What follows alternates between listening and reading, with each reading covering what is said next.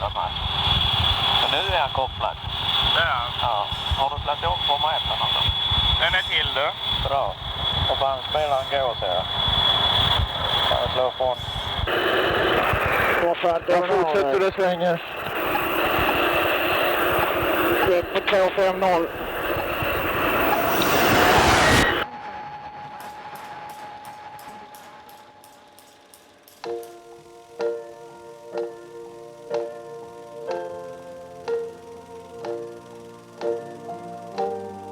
Jag minns när jag förstod att pappa inte hade ett vanligt jobb. Jag och min stora syster Anna hoppade i våra föräldrars dubbelsäng. Och någonstans där i buset råkade vi få tag på något hårt och kallt som låg mellan sängarna. Ett vapen.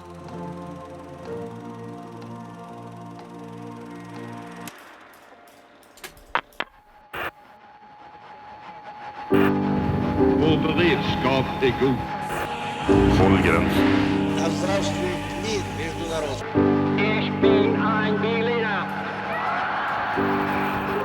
Det var på gränsen till att vi fick ett tredje världskrig. All the things we believe in are in great danger. Vi var ju fjärde största flygvapnet för det första. Vi kunde ha världens bästa flygplan, men om vi inte hade världens bästa piloter så var flygvapnet värdelöst. Sverige flög ju precis som om vi vore i krig. Man var tvungen att flyga farligt. Luftkollisionen inträffade i samband med ett övningsbombanfall. Vi hade mycket tråkiga haverisiffror. Det fanns någon tanke, det var att nu dör jag. Exakt vad som hände är ännu inte klart.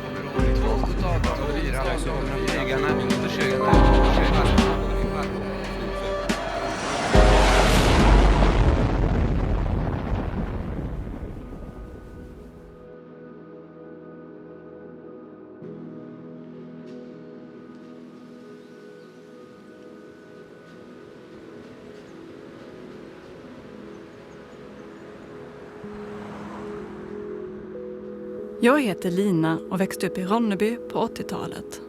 Min pappa var stridspilot. När jag var hos min dagmamma och hörde ljudet av stridsflygplan i luften så tänkte jag, där flyger pappa. Och snart kommer han att hämta mig. Jag såg upp till honom. Han var min hjälte.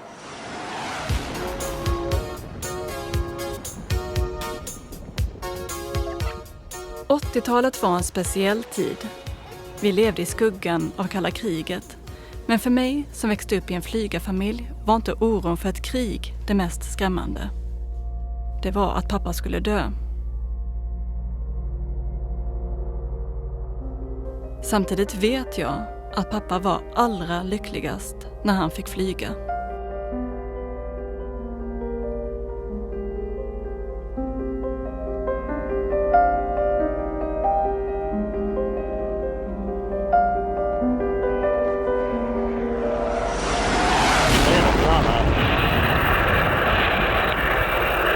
Kursen är 340 så.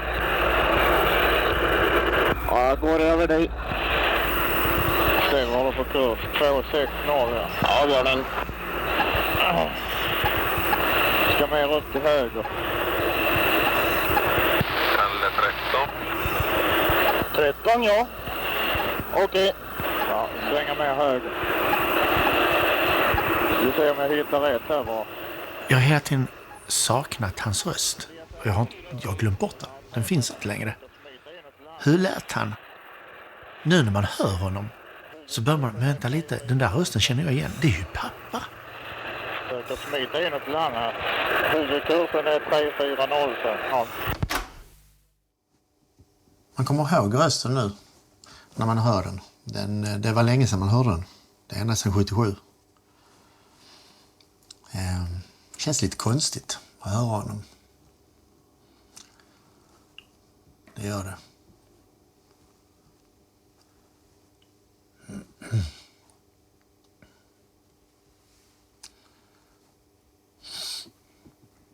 Speciellt i detta klippet här när han är ute och flyger också.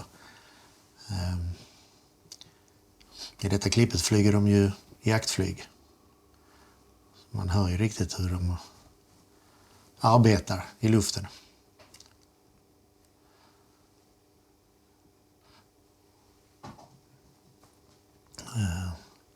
Lite märkligt också, för det var ju Kalle 13 de störtade med, och i detta klippet så hör man ju anropet från Kalle 13.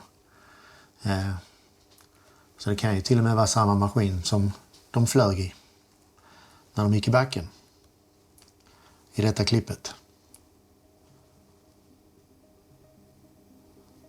I så fall ligger den kvar i skogen, hela maskinen. Det känns lite märkligt.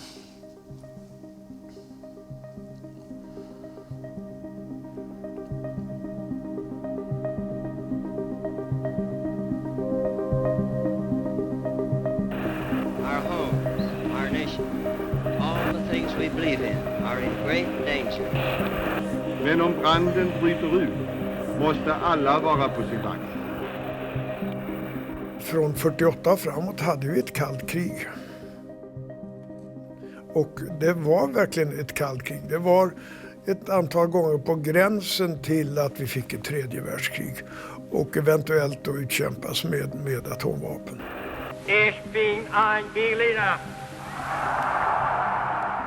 Nere på kontinenten så står Warszawapakten och NATO direkt mot varandra. I Berlin står man bokstavligen öga mot öga.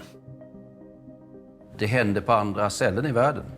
Men hade då utbrutit ett storkrig så är väl sannolikheten för att vår del av världen hade dragits in relativt snabbt. The path we have chosen for the present is full of hazards. Det var ett oerhört spänt läge. And one path we shall never choose, and that is the path of surrender.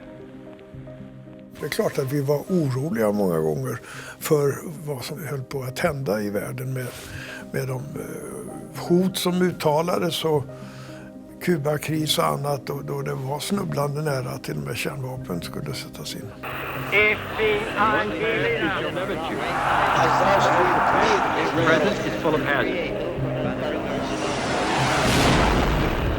Alla de här händelserna skapar ju en tidsanda och en känsla av att vi är klämda mellan de här två supermaktsblocken. Och vi måste bevara vår självständighet bäst vi kan. Förväntan var inte om det skulle bli krig, utan när.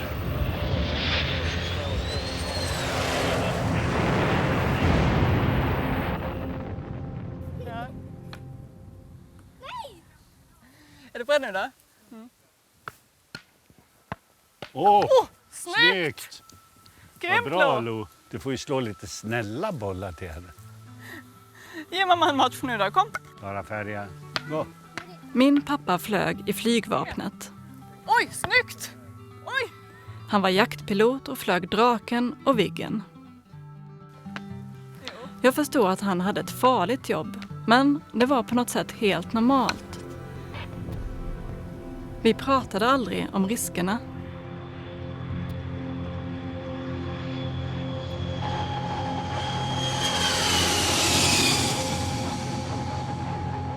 För varje sväng då väger du kanske 7 gånger din egen vikt. Har du lagt huvudet bakåt så kan du inte röra huvudet. Armarna får du se till att ha på det ställe de ska vara. Fingrarna kan du kanske röra i svängarna i luftstrid. Knapparna sitter här för man ska kunna sköta det med fingrarna. Och spaken och nacken, den ligger där du har lagt den. Ska du titta åt ett annat håll då får du nästan släppa på belastning för att kunna se ut. Man kommer ner efter ett sånt pass så är man dyblöt och svett. Har man en ljus undertröja på sig så är man blodig på ärmarna och i knävecken där G-dräkten har suttit. Det är blod trängt ut genom skinnet så att säga. När jag började så var det ju naturligtvis allmänt känt att det var ett farligt jobb. Men det var ju något som jag ville göra och när man är ung så är man ju lite odödlig.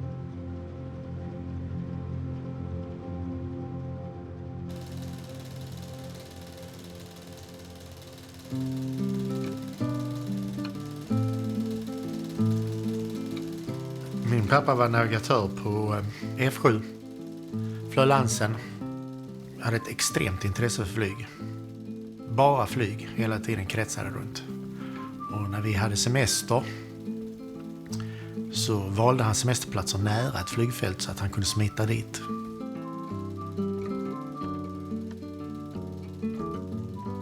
All den här flygningen smittades av på oss. Det blev ju vårt liv helt och hållet. Det var flyg hela tiden. Och var det så att han var hemma och då satt han och plugga för att utbilda sig vidare. Så att det var oerhört mycket flyg.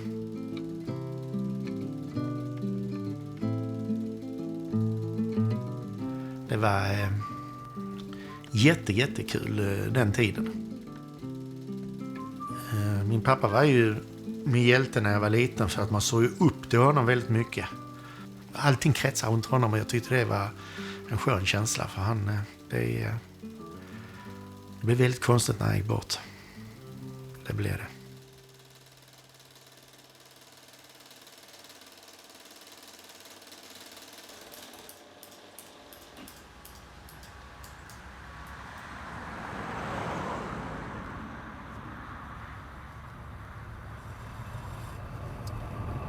De har kört några gånger.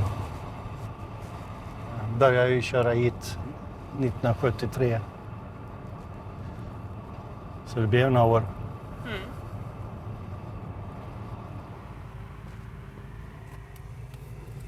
Hur känns det att köra in genom grindarna? Ja, det känns ju rätt bra. Som det var igår.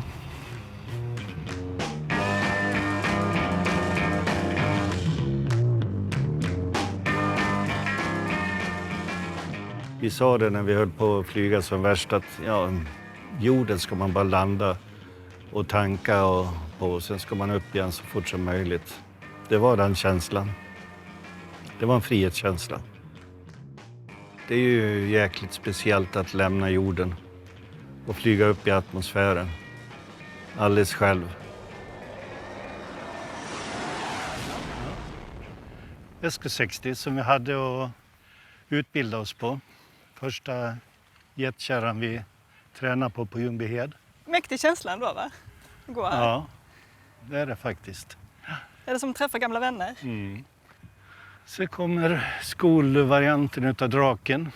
Jag flyger också rätt mycket. Den? Ja. Men du, vilket flygplan var det egentligen du busflög med? Så du höll på att inte ta examen? Var det det tar vi inte nu. Var det den här? Nej, det var det inte. Draken? Nej, det var det inte. Är det ett känsligt kapitel eller? Ja, det är det. Det var ett annat flygplan. Det var SK60 eller? 60. Men hur mycket var det liksom kärleken till att flyga och att få liksom sitta långt uppe över marken och få dra igång liksom? Man får ju komma ihåg att vi var ju egentligen inte kärleksfulla piloter utan vi var ju egentligen faktiskt militärer.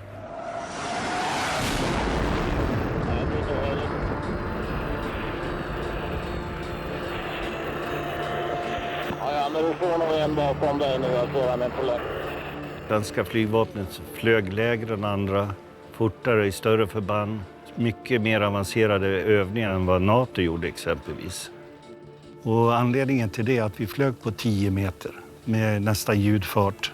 Att vi var så pass tuffa som vi var i fredstid, det var ju för att vi skulle flyga i fred som vi skulle flyga i krig. Så att när kriget väl kom, då skulle man kunna säga det här har vi tränat för.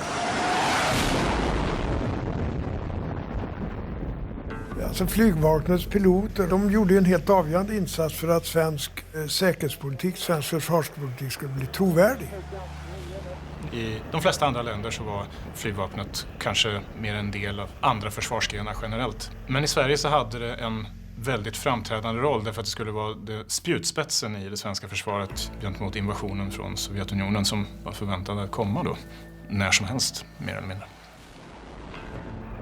Ja, vi var ju världens 4:e största flygvapen på den tiden.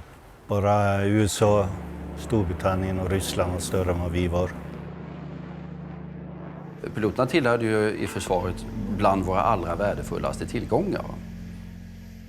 Vi kunde ha världens bästa flygplan, men om vi inte hade världens bästa piloter så var flygvapnet värdelöst. Att vara jaktpilot är ju egentligen, man utbildar sig för att skjuta ner andra flygplan. Bara skjuta sin robot och så bort därifrån så fort som möjligt. Det var ju de som snabbt skulle visa att vi fanns på plats. Du måste ju liksom kunna flyga på gränserna för att du ska klara det också. Va? Du ska ju ha en fiende som du ska på något sätt förgöra. Då måste du vara bättre än honom. Sen är det till syvende och sist att händer någon att någon kamrat skulle bli nedskjuten så ska man ju kunna fortsätta fightas. Alla visste om att det var en risk. Men de var beredda för landets skull och för att de själva vill göra en insats så var de beredda att ta den risken.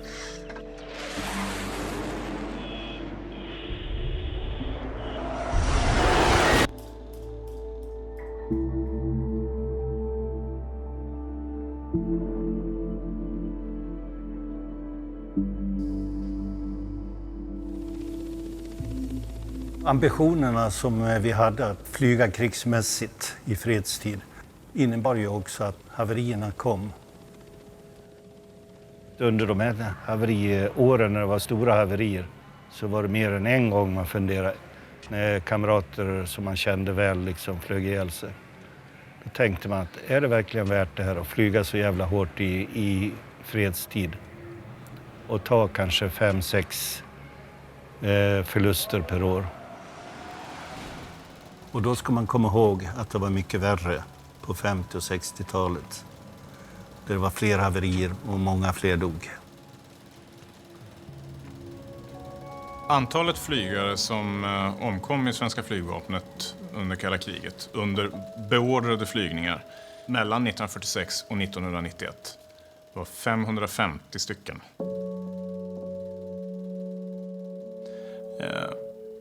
Det är helt otroliga siffror idag, fullständigt obegripliga.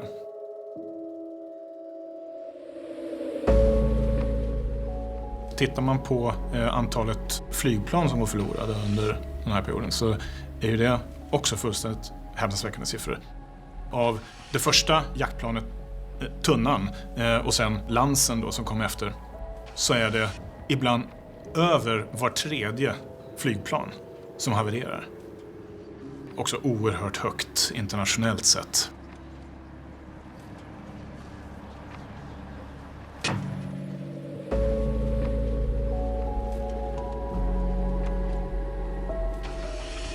$550 döda. 550 flygare som dog på jobbet. Det är en tung siffra att ta in. De flesta var unga och mitt i livet och lämnade efter sig sörjande familjer och barn.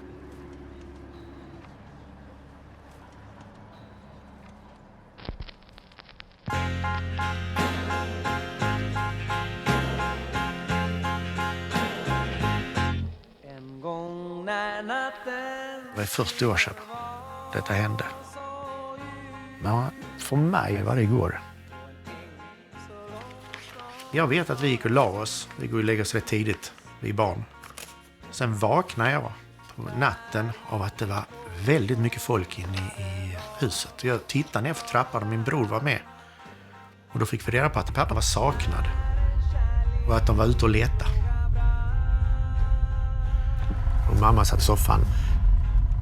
Tänk om tiden hade stått. Jag vet att Kent hade köpt den här skivan Flamingo.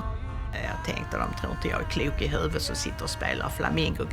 Men han hade köpt den skivan. Och jag var 100 övertygad om att han hade hoppat. Att han var i livet.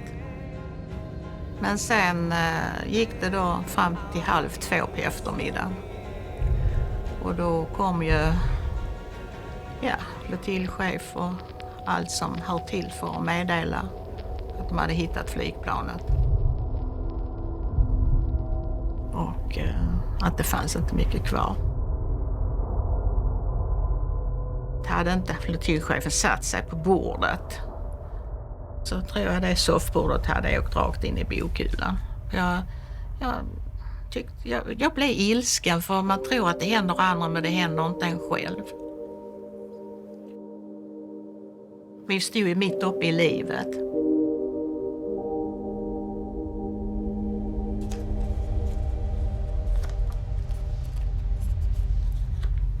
Jag kommer ihåg Lars, hans pappa hade lärt honom att bygga pappersflygplan.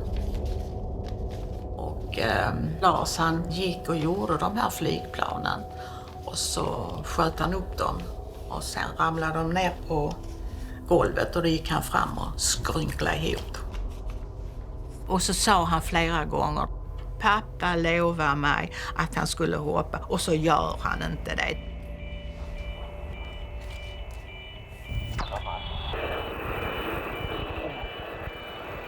Jag går under dig nu. Exakt vad som hände är ännu inte klart, men flygplanet slog i marken och exploderade och brinnande vrakdelar spreds över ett mycket stort område. Haveriet strax utanför Norrköping inträffade omedelbart efter starten från Bråvalla flygfält.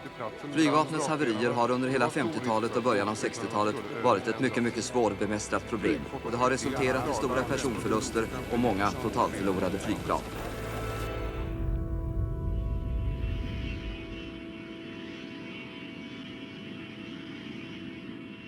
Jag var provflygare och en av mina tidigare uppgifter var att jag skulle börja jobba med jaktviggen. Det enda enmotoriga jetflygplan som jag vet i världen med reversering var Viggen. Och skälet är att man i flygvapnet ville ha flygplan som kunde starta och landa på korta landningssträckor. Och det var knutet till hotbilden så att om de slår ut en del av banan skulle fortfarande kunna fortsätta operera. Problemet var att systemet var inte riktigt genomtänkt. Så snart noshjulet träffar marken, då stängs de här luckorna där bak och luften börjar spruta framåt. Samtidigt så drar man på full gas för att då blir det maximal reversering. Och det blev det i det här fallet också. Med den skillnaden att efter en liten stund så fick jag en kraftig gir till vänster. Det fanns ingenting att göra.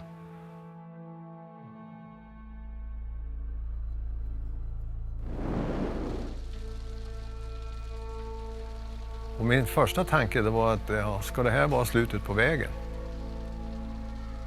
Men så tänkte jag att det gäller att inte göra någonting fel. För de kommer inte att klara det här. Det luktade väldigt kraftigt om det här som kom in, brandröken som kom in i kabinen. Och jag spände loss mig på vanligt sätt. Och det gjorde jag 2 gånger för säkerhets skull, för att jag såg mig själv hängande utanför där och bli grillad. Och sen tänkte jag ska se om huven går att köra. Och den gick väldigt långsamt upp så där. Och sen hoppade jag ut. Och så sprang jag därifrån.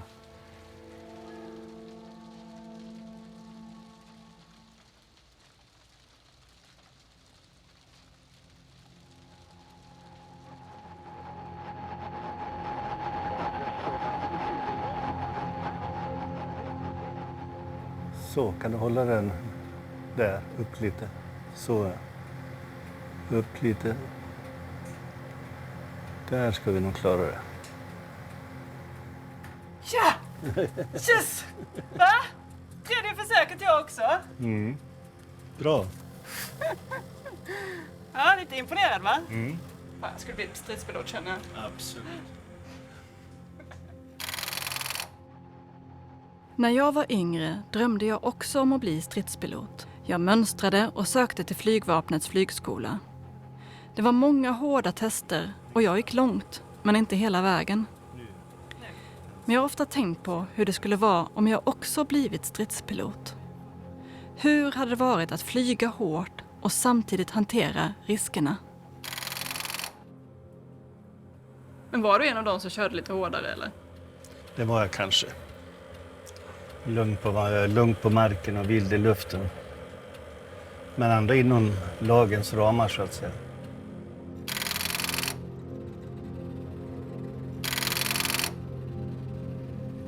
Det går inte så bra. Jo då. Jag är nog rätt så macho, men man kan inte bli annat om man börjar vid 18 års ålder kommer in i ett stenhårt militärt system. Det var ju för att kalla fram dem som tålde stressen, som tålde stryket, som fick veta att man var helt jävla kass. Men ändå gick vidare, inte satt så grät på sängen. Det var ju mycket det som hela utbildningen gick ut på den tiden. För att se vilka som tålde det. För sen skulle de ju ut i kriget. Va? I nattsvarta mörkret, kanske se kamrater skjutas ner. Så det är klart att man blir fostrad i det militära systemet. Man lärde sig att hålla koll på sina känslor. Men man var ju beredd att gå upp och att döda om man behövde det. Och att själv också kanske stryka med.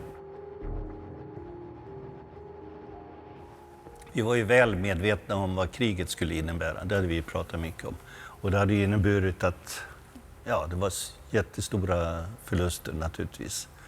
Men vi var ju van även i fred med förluster.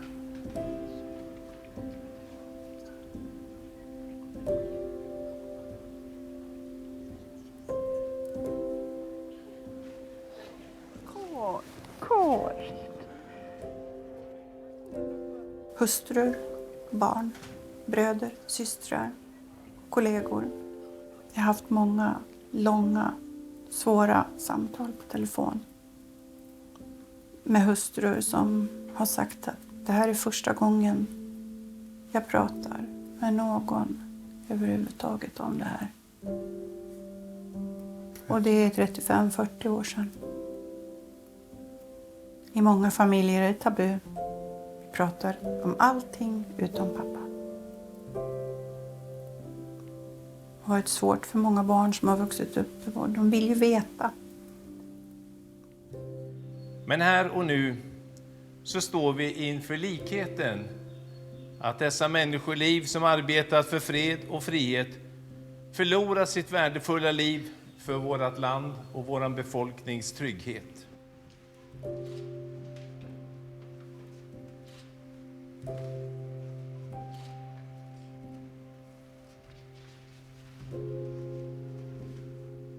Livet som flygarhustru, det var ju inte så långt när det gäller Arne och mig.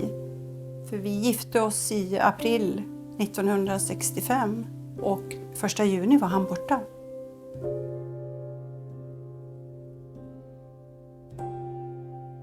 Sista morgonen han levde, då tutade grabbarna utanför. Då var det dags. Han var ju sen som alltid. Han var den sista de plockade upp innan de åkte ner.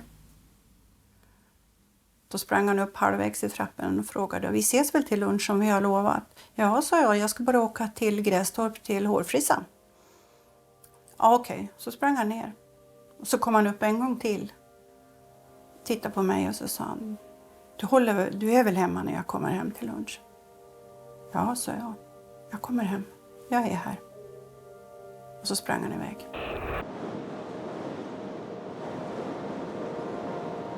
När jag åkte hem från frissan den där dagen, då reagerade jag på att de inte flög. Trots att det var en dag med absolut molnfri himmel den 1 juni 1965.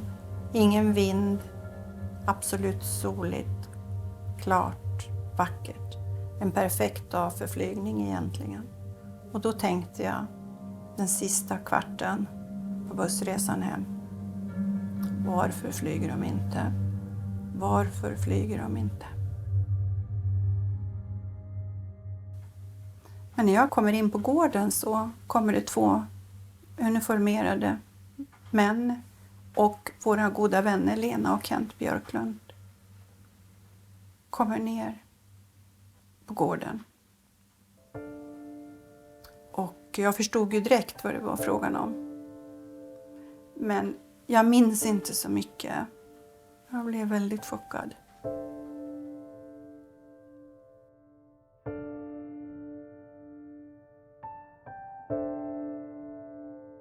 Då kom en sjuksköterska och divisionschefen. Då svimmar jag.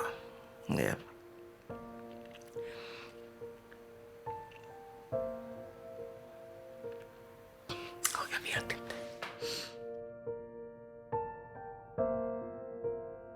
Det värsta var ju liksom när man vaknade på morgonen och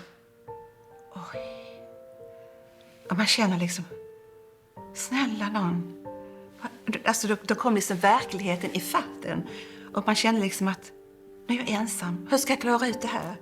Jag är ett barn. Jag är gravid. Liksom, hur ska jag klara ut min situation?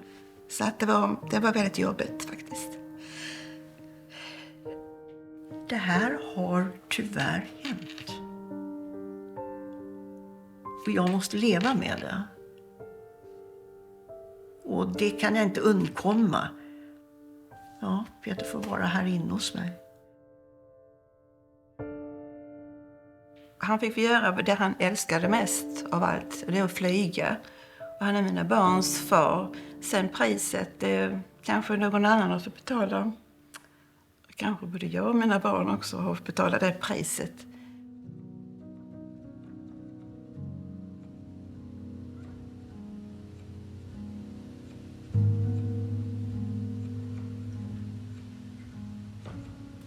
Jag ser att mina erfarenheter, de är inte bara mina, utan de delas av massor med andra människor.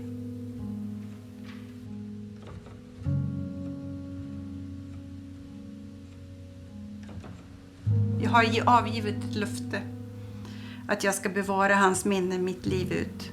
Och det jobbar jag på. Och det har jag lyckats med i 48 år. Och det ska jag fortsätta med.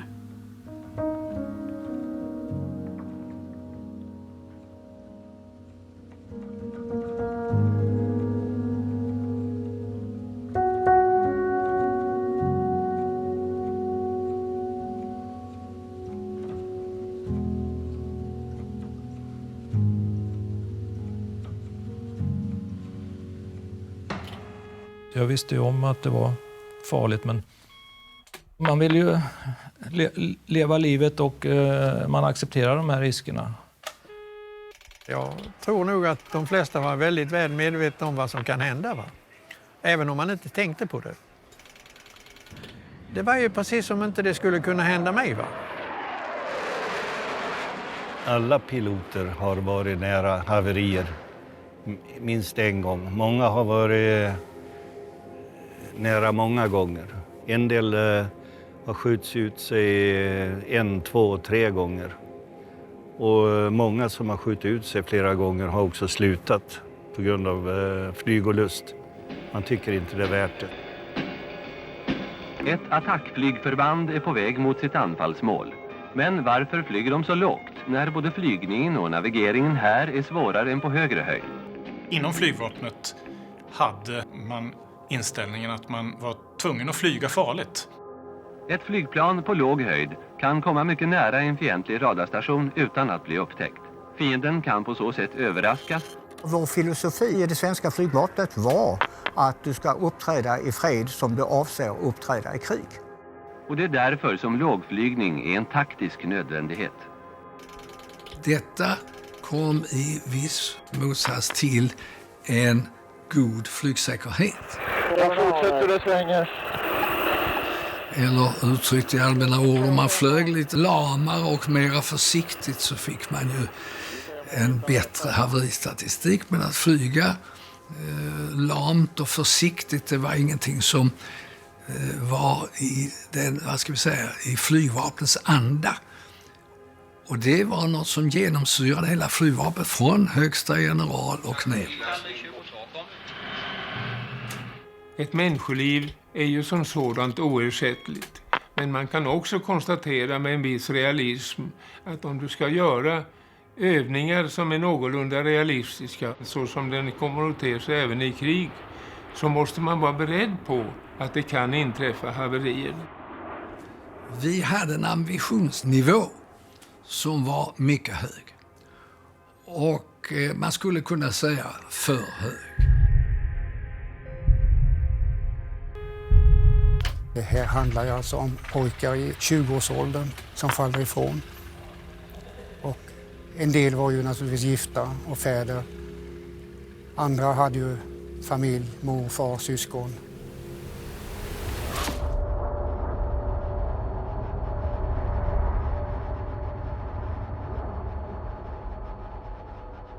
För mig tog det ett tag innan jag kom till det skedet att han är död, han är borta. Och då börjar man ju bli lite nyfiken. Hur hade vi det? Hur var det? Då börjar man rota fram alla de här gamla filmerna, foton och sen börjar man bli irriterad. Är det inte någons fel allt det här som har hänt? Och så börjar man rota i det. Haveriutredningen, plötsligt kan man läsa den. Så börjar man strötitta i den, så börjar man mer och mer intresserad av just haveriet. Och så börjar man förstå, aha, kan det ha varit ett problem med flygmaskinen? Och det var mörkt. Och tittar man då på flygolyckan så gick planet till höger. Och att de förmodligen har uppfattat att de låg på planflykt och gått rätt ner i marken utan att veta om det.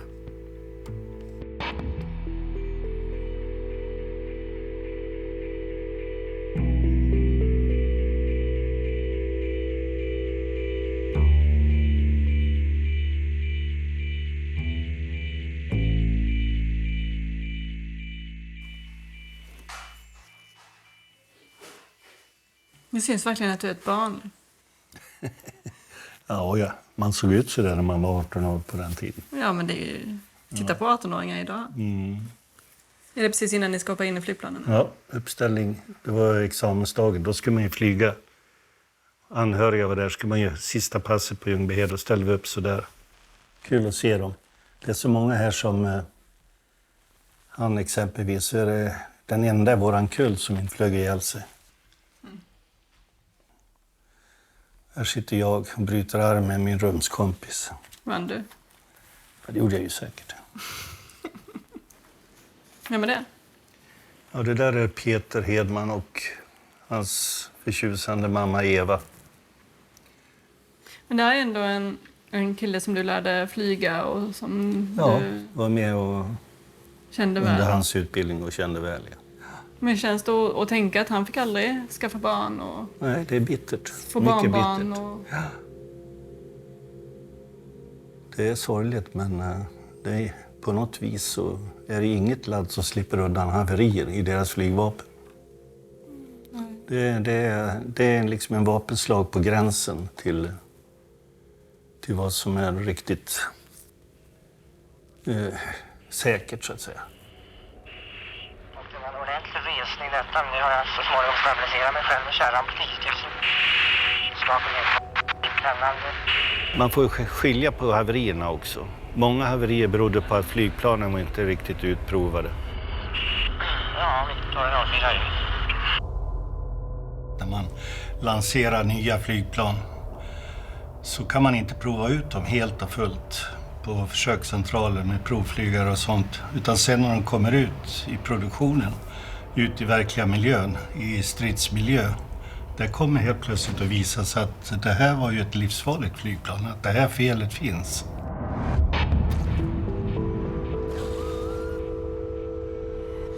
Det finns ju inget annat land i Sveriges storlek som utvecklar sina flygplan själv. Det är ju någonting som är också fullständigt unikt. Liksom. Utan de andra länderna, de köpte ju flygplan utifrån. Och då slapp liksom ha en inflygningsprocess och så vidare där barnsjukdomar i de tekniska systemen kanske hade fångats upp på andra håll då, så att säga. Men Sverige fick ju liksom bära hela utvecklingskostnaden i pengar och sen så fick man också då naturligtvis bära kostnaden av de liv som gick till spillo när flygplan havererade på grund av de här barnsjukdomarna. Vi hade problem med att säkerhetssystemen där man sköt ut sig och trodde man skulle klara sig, men då fungerar inte fallskärmen exempelvis. Man slog i backen på det. Vi hade problem på Draken med servostål. Där ibland roden stelnade i nedåtgående rörelse när man närmade sig ljudfart. Vilket gjorde att 7 piloter flög ihjäl sig på grund av att man inte kunde få ut full belastning utan man fortsatte rakt ner i backen. senare tid så kom ju Viggen och den hade ett felborrat hål i vingbalken som gjorde att vid hög belastning så gick vingen av helt enkelt.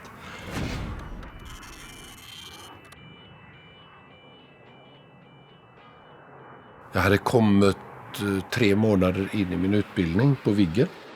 Det var en inflygningsövning, manöverträning, avancerad flygning. Strålande väder, sikt hur långt som helst, varmt och gott. Och vi brände iväg öster om Lidköping och bort mot Skara. Och där flög vi avancerad flygning. Och helt plötsligt så stannade världen på ungefär 3 500 meter. Och där blev det helt plötsligt svart. Och en våldsam retardation och en sanslös rotation. Och sen är jag medvetslös. Och jag vet att det fanns någon tanke som fanns i huvudet och klingade lite grann innan svarta töcknet omgav mig helt. Och det var att nu dör jag. Sen vaknade jag upp någonstans mitt inne i haveriförloppet och ser ingenting, kan inte se ut, ser inga instrument. Det är ett jävla liv inne i cockpit. Huvudet far omkring och kan inte hålla still huvudet utan det bankar ut i sargen och i huven på högersidan. Och jag försöker nå utskjutningshandtagen men hittar inte dem. Och det är rätt höga G-laster också så att jag lyckas inte och jag blir medvetslös igen. Och sen vaknar jag upp när skärmen löser ut. Och funderar på vad det är som har hänt. Och tittar ner och upptäcker alla delar som hänger i luften. Och några knäblock som hängde ett par meter under mig. Jag hade ungefär samma fallhastighet. Och upptäcker då att min högerarm har flöjlat och hänger på ryggen. Så att då började jag fundera på vilka skador jag hade. Och titta på flygoverallen som var helt sönderblåst. Och kängorna som var sönderblåsta. Och visir som var krossat. Och såg inte ordentligt för skurit sönder ett ögonlock bland annat. Flygplanet bröt sig sönder och det blev 3 huvuddelar och så en jädra massa smådelar. Det här var det första vingbrottet som inträffade på Viggen. Och det inträffade då i juli 74. Och sen går det nästan 1 år innan nästa vingbrott inträffar. Men där hann piloten skjuta ut sig. Här bärgas den största sammanhängande delen av det plan som störtade i Vänern. Och det 3:e haveriet tror jag inträffar mindre än en vecka senare. Gemensamt för de 3 haverierna, vingarna bröts av. Och flygvapenchefen inför flygstopp för planet. Skillnaden mellan att allting är lugnt och fint om man landar på Såtenäs och tar bilen hem till att man åker ambulans in till Lidköpings sjukhus där gränsen är väldigt tunn och fin. Sverige bestämde sig för att ha den absolut högsta teknologin. Det var inte den som i alla avseenden kanske var den säkraste för att då hade man kunnat använda sig av de gamla, mer beprövade flyginsatserna. Men ville man ha det absolut främsta och det senaste, då ökar ju risken för att det kan hända olyckor också.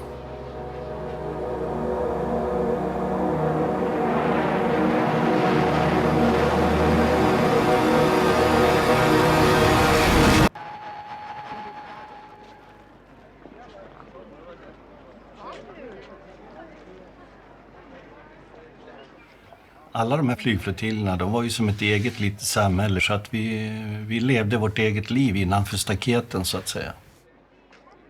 Speciellt de flottiljerna som låg öde, Såtenäs exempelvis.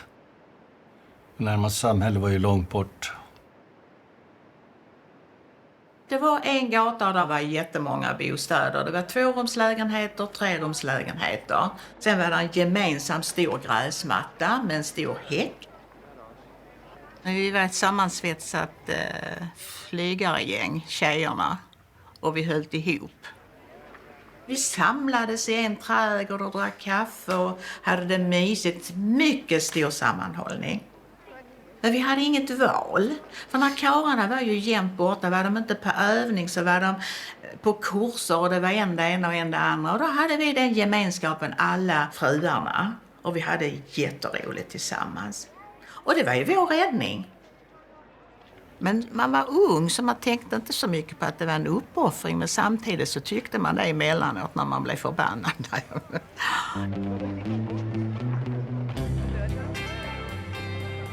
Man vill ha den här känslan som man hade då. Det var en underbar känsla. Det var en sån gemenskap på något sätt. Den korta tiden man levde för mig 8 år. Den intensiva grejen. På något sätt så det var en väldigt rolig och kul tid så att den vill man inte förlora.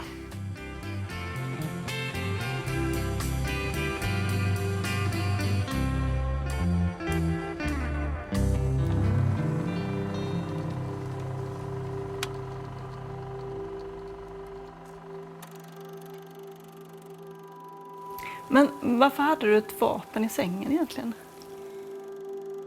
Det fanns kartläggning av spjutspetsarna som vi var då i flygvapnet. Det var alltså så pass allvarligt så att man behövde sitt tjänstevapen. Så att det var beordrat så att vi kunde försvara oss. Det var sådana tider. Jag var militär, det är klart jag skulle ha ett vapen. Så att nej, det fyllde nog sin funktion. Var du beredd att använda det då? Klart. Om hotet kom så är det klart jag kunde använda det.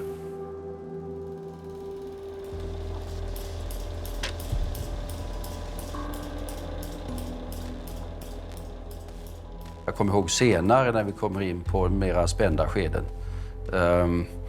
När vi började bli rädda för hotet från olika typer av sådana här spetsnatsförband och sånt där. Så var det ju rätt rimligt att anta att de var inriktade på att slå ut stridspiloterna och andra nyckelfunktioner. Ledande befälhavare i försvaret. Det är klart, slog man ut dem i ett tidigt skede så blev ju försvaret ett museiföremål rätt snabbt.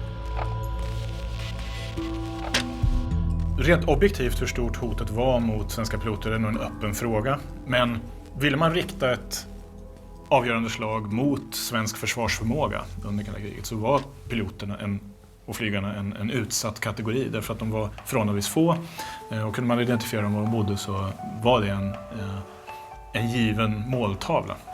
Men det finns en djup och tragisk ironi i det faktum att det allra största hotet mot svenska flygares liv inte kom från Sovjet utan ifrån deras yrkesvardag och den väldigt stora risk de löpte att omkomma i tjänsten på jobbet.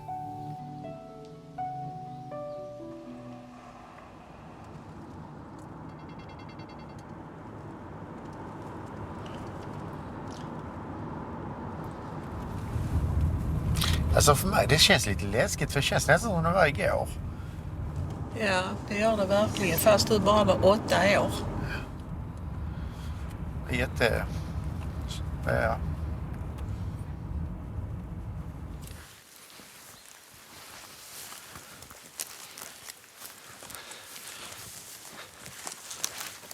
Är det där vi ska gå dit? Hur långt är det dit där? Det är 300 meter. Och 240 grader? Ja. Här är det. Jo, här ligger delar. Där ligger någonting. Det är här det är.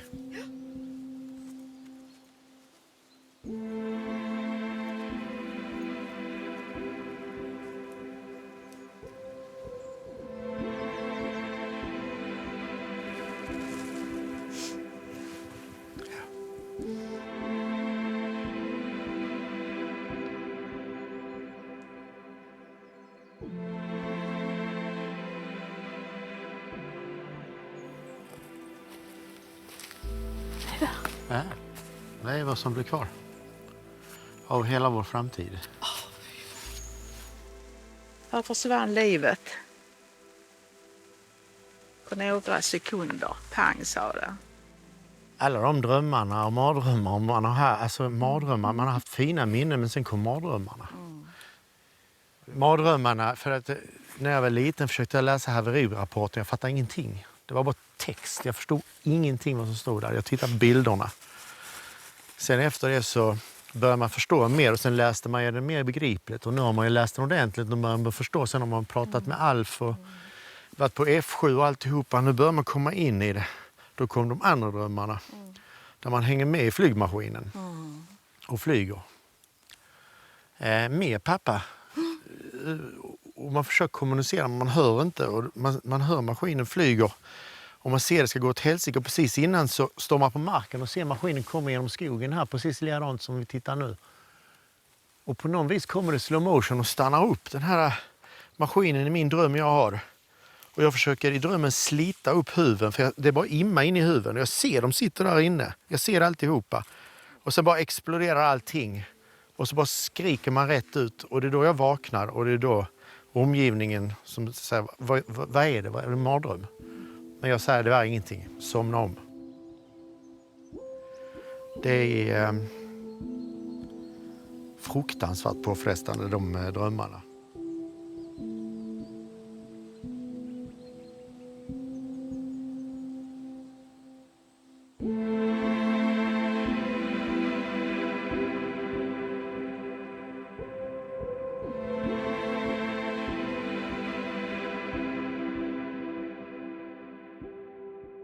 Om man ska se någonting positivt i allt det här sorgliga som blev resultatet ändå av svenska flygsäkerhetsarbetet, så var det ju ändå att situationen blev bättre och bättre. Den förändrades successivt, men det dröjde ganska många år. Så även ända in på 60-70-talet hade vi för många haverier. Men man skulle ha önskat att det hade gått fortare. Generalen hade lätt kunnat sagt att nej, nu är det för mycket haverier. Nu sätter vi 200 meters höjd. Vi får inte flyga under det. Vi fick ju flyga ända ner till 10 meters höjd. Och NATO gjorde ju mycket så. De hade ju en lägsta höjd på 200 meter.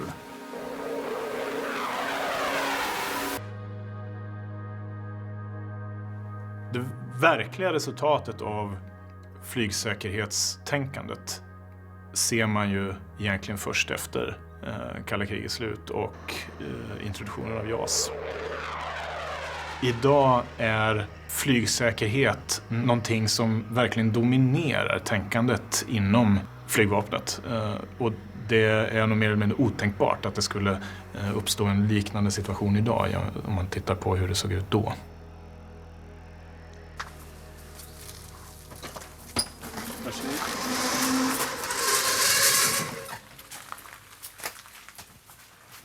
Här inne någonstans ska vi ha våra gamla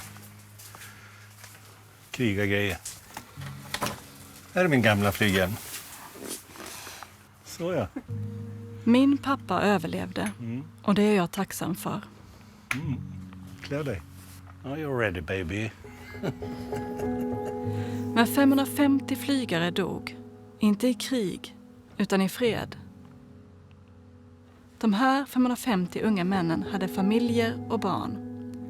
Sorg, smärta och omkullkastade liv för tusentals personer som stod dem nära. Var det värt det? Det beror på vem man frågar och i vilken tid. Under kalla kriget, med andra världskriget i smärtsamt minne, var vi i Sverige beredda till uppoffringar som kanske skulle vara omöjliga idag. Med de uppoffringar det på olika sätt har inneburit i faktiskt människoliv trots att vi inte har varit i krig, så är jag stolt över att vi har skapat ett samhälle som är enligt många forskare ett av de mest anständiga faktiskt som har skapats i världen. Och där har ingått att vi har varit beredda att försvara vår demokrati. Vi har inte varit beredda att ge vika för de som har hotat vår demokrati och vår frihet. Utan vi har sagt att då har vi som yttersta konsekvens ett försvar. Och då ska det vara ett bra försvar, effektivt försvar. Och det tycker jag att vi har anledning att tillsammans vara stolta över.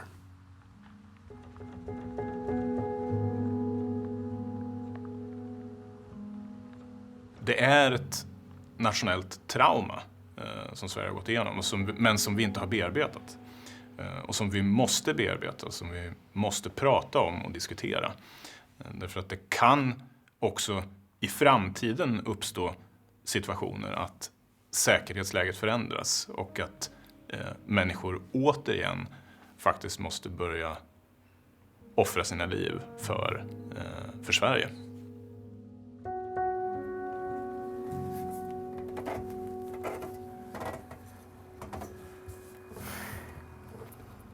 Jag hade ju gärna velat flyga en sån här jag också. Mm. Det är synd. Det hade varit kul. Är du besviken för att jag inte gjorde det? Nej. Jag vill nog helst ha det på marken. Faktiskt. Det är nog med allt annat farligt att hitta på.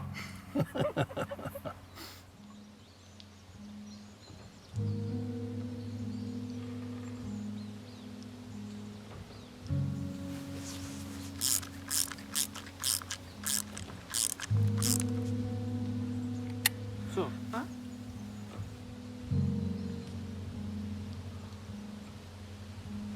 Lars. Ja. Lars, solljuset kommer där. Det är precis som pappa är med här. Han lyser på oss. Han var sån, som person. Han hade näsan med överallt.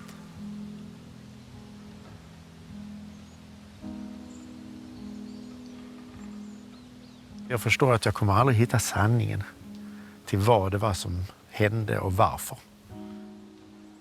Mina drömmar kommer nog växla över till finare minnen nu istället. Jag kommer inte ha det här djupsökandet. Jag vet att han är här. Jag har varit på platsen.